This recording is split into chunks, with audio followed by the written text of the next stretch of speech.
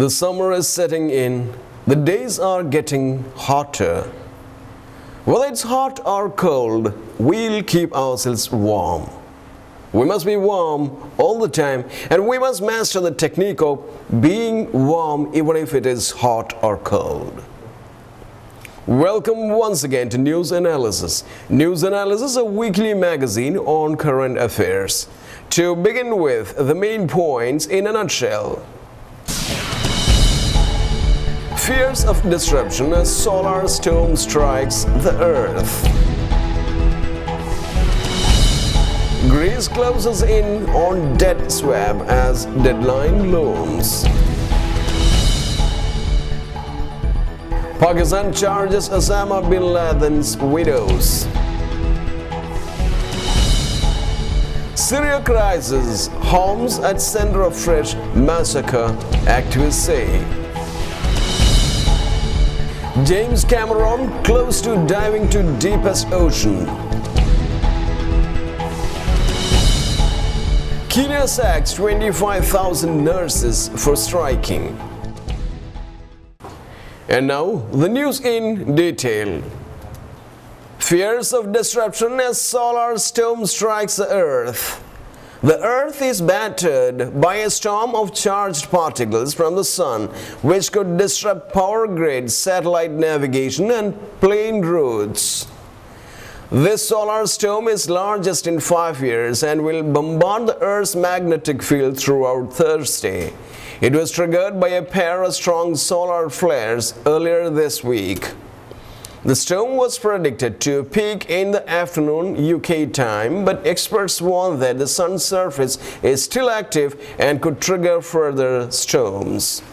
Activity near the sun's surface rises and falls throughout 11-year cycle that is due to peak in 2013 or 2014.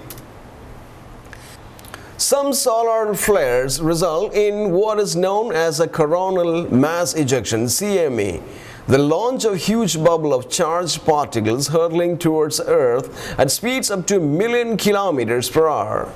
As the sun's activity has risen in recent months, more such CMEs have occurred. The Earth's magnetic field protects it from the constant onslaught of high-energy particles from the Sun and elsewhere in the cosmos. However, the solar storms that mark the arrival of CMEs can disrupt the field enough to have an effect on the Earth's surface, causing current spikes in power grids or disrupting navigation devices.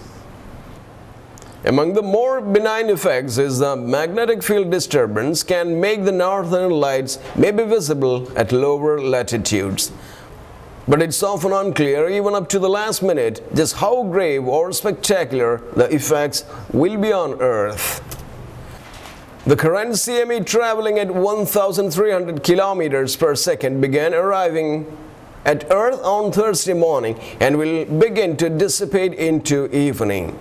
David Courage, Director of Geoscience Research Institute, British Biological Survey, said that the storm is currently as bad as it might have been.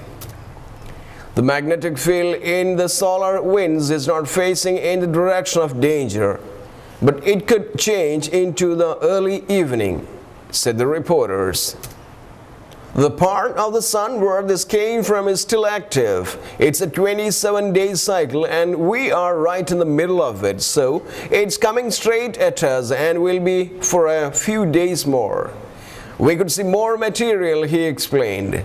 But regardless of its eventual extent, this episode of solar activity is a preview of what is to come in broader 11-year-old cycle. Dr. Craig Underwood from the Survey Space Center UK said the event is the largest for several years but is not in the most severe class.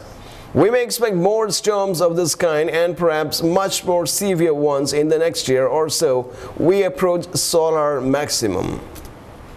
Such events act as a wake-up call as to how modern Western lifestyles are utterly dependent on space technology and national power grid infrastructure.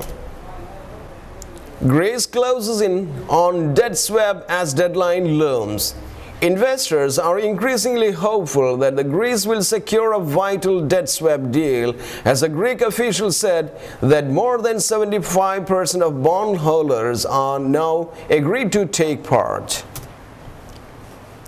Greece needs at least 75% of its bondholders to agree to take a cut in the value of their holdings to be able to push through the plan. It comes ahead of a deadline, 2000 GMT on Thursday. Shares have risen on optimism that the deal will be supported. Both the main German and French stock indexes ended the day's trading up 2.5%, while the UK's FTSE 100 added 1.2%. I am optimistic that there's going to be an agreement in the next few hours, said Charles Delara, the head of the bank group leading the debt swap talks.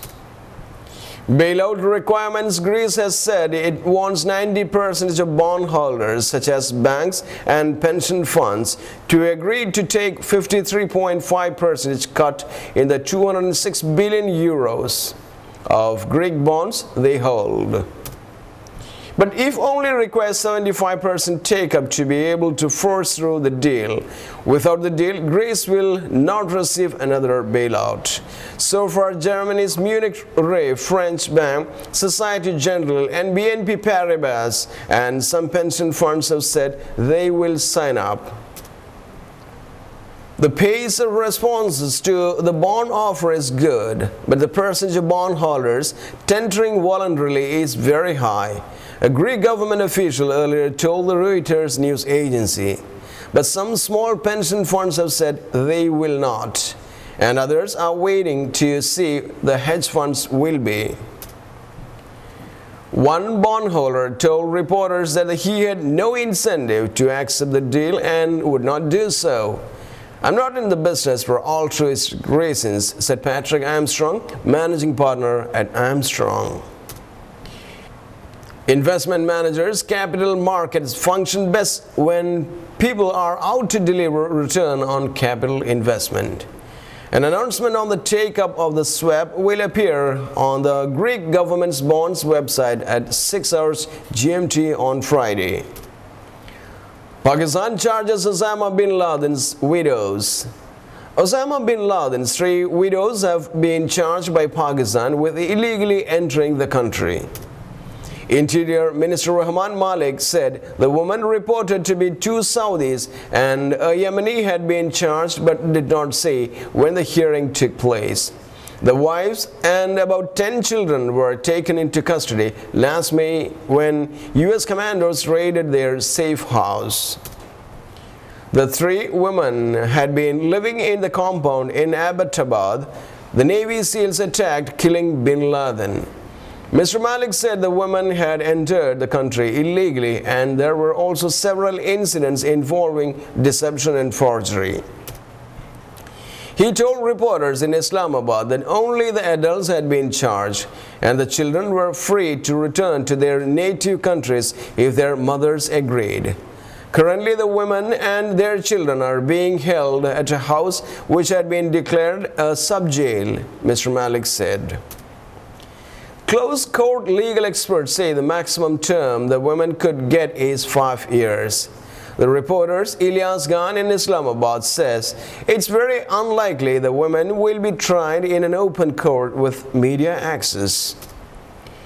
He says authorities would not want them to publicly answer questions about how they managed to live in Pakistan for so long.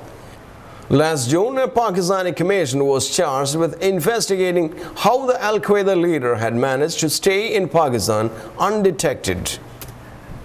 The commission said his wives should not be allowed to leave the country until they had been interviewed. Despite having $25 million bounty on his head for his role in organizing 9/11 attacks on the US, Bin Laden managed to live in the Abbottabad compound with his wives and children for nearly 5 years.